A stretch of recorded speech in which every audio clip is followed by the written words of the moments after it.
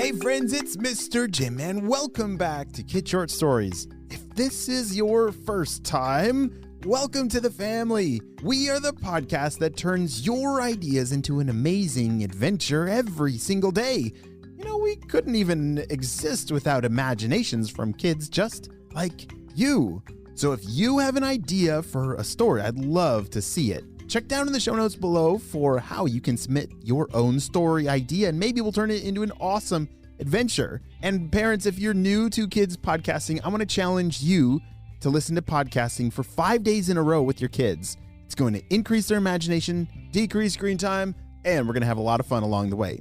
Are you guys ready for today's adventure? Me too, let's go!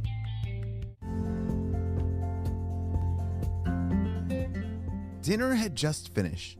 Francis and his sister Eleonora were cleaning up the table with all the plates and silverware and cups and putting them inside of the sink and rinsing them off.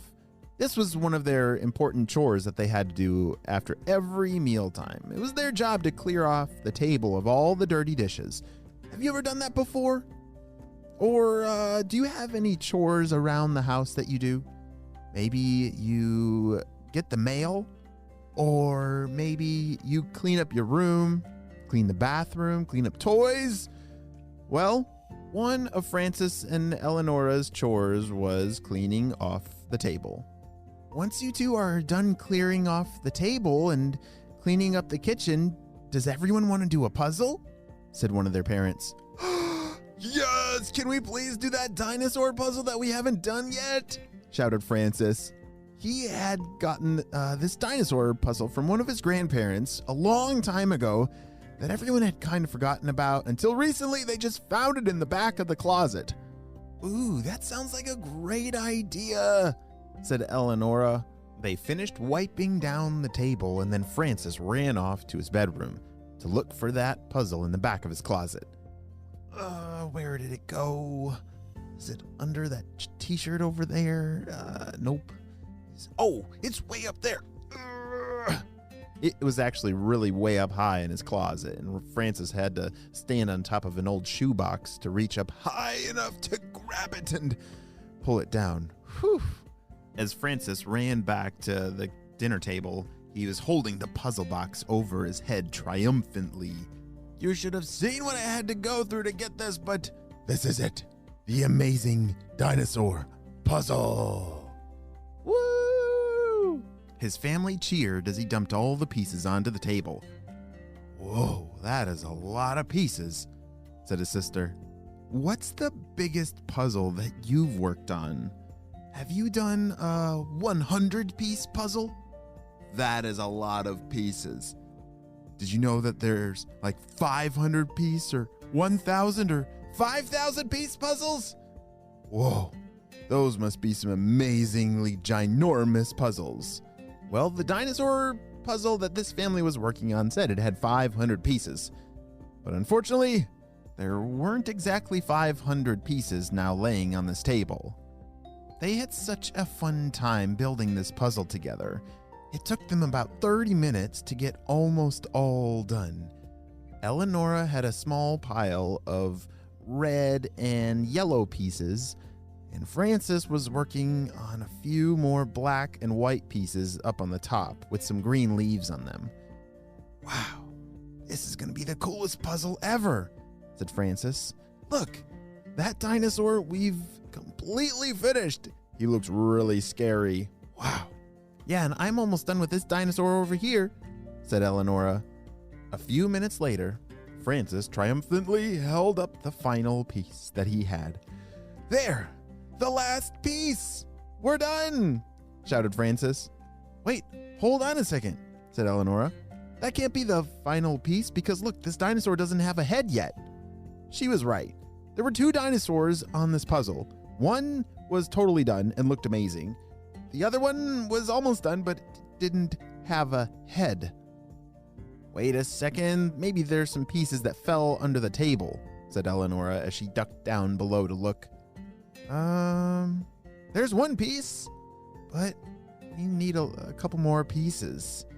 She popped that piece onto the puzzle, and now the dinosaur had a neck, and a little bit of a chin. The family looked all around the table and on the floor. They couldn't find any more pieces. And all of a sudden, their parents looked up at the clock and said, "Holy smokes, it's time for bed."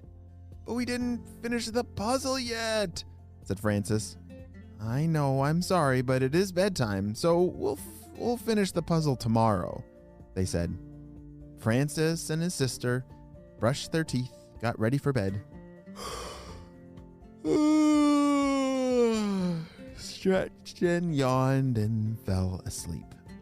You might think that's the end of our story, but honestly, it's only the beginning, because in the middle of the night, something magical happened.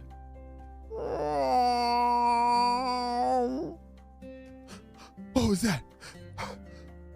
Eleanor, did you hear that? Francis sat up right out of bed after hearing that strange sound and called out to his sister. "Francis, why are you waking me up? It's the middle of the night." "What's wrong? Did you have a bad dream?" asked Eleanor. "No, I didn't. I heard a sound. A very scary sound coming, I think, from the kitchen." "Just listen." Shh. They both froze and listened very carefully, almost even closing their eyes to focus on what sound might be coming from the kitchen. "See, I told you," said Francis with really big eyes. "Whoa, what was that?" asked Eleanor. "I don't know, but we gotta go check it out. Come on." Francis and Eleanor jumped out of their beds and carefully tiptoed towards the kitchen. We're both a little excited and a little afraid to see and find out what actually was making that sound from the kitchen. Maybe it's Dad snoring," said Eleanor. "No, he doesn't snore like that," said Francis. As they walked into the kitchen, they couldn't believe their eyes. "Dinosaurs!" shouted Eleanor as she watched 2 dinosaurs eating out of cereal boxes from their kitchen. "Ah!" They both shouted, and instantly their parents came running. "What's wrong? What's wrong?" "Dinosaurs!" they shouted. All of a sudden, all of them, the whole family, was screaming and shouting at the sight of real dinosaurs in their kitchen. "How did this happen?" "Wait, hold on a second," said Francis. "They look just like the ones from the puzzle we were making last night." He raced over to the dinner table, and sure enough, look, the puzzle, the dinosaurs are missing from the puzzle. It's like they jumped out of the puzzle. "Francis, look at this one." Eleanor was pointing to one of the 2 dinosaurs, and that one didn't have a head. "Ah, it's a headless dinosaur!" shouted Eleanor. "Wait, hold on, don't panic, everybody calm down. These are the dinosaurs from our puzzle last night. And that one, remember we didn't find all the pieces and were able to put it together because it was missing its head? I think we need to find those missing pieces," said Francis. "Let me check my closet." He ran back to his bedroom to check in the closet to see if any of those pieces had fallen out of the box when he had reached up so high to grab it. And he was right. On the ground in the corner of the closet were about 8 pieces that must have fallen out the back of the box. He grabbed those pieces and ran back to the kitchen. The one dinosaur that did have a head, he did seem to be pretty friendly. He really liked cereal. The other one was just bumping into everything because he didn't have a head yet. "All right, little one, just hold still, hold still." Francis brought the puzzle pieces over to that headless dinosaur and popped them in one by one. As each puzzle piece connected to the dinosaur, its head started to come alive, and there, it's done, said Francis as he stood back and the dinosaur smiled at him. "Oh, look, they're nice," said Eleanor. "Can we keep them?" Their parents were still rubbing their eyes, thinking that this was all just a dream, but it was not. They had indeed found some kind of magical puzzle and put it together, and the dinosaurs came off the puzzle. Well, I guess we can if you two promise to take very good care of them. We promise! Shouted Francis and Eleanor at the same time. And even though that's the end of our story, it is really just the beginning of this family's amazing new adventure with 2 pet dinosaurs. Wow, I did not see that coming. I thought they were just putting together a fun puzzle, but it ended with some new members to their family. The end. Hey friends, I need your help celebrating a birthday. Drum roll, please. Happy birthday, Erav, who's turning 7 years old.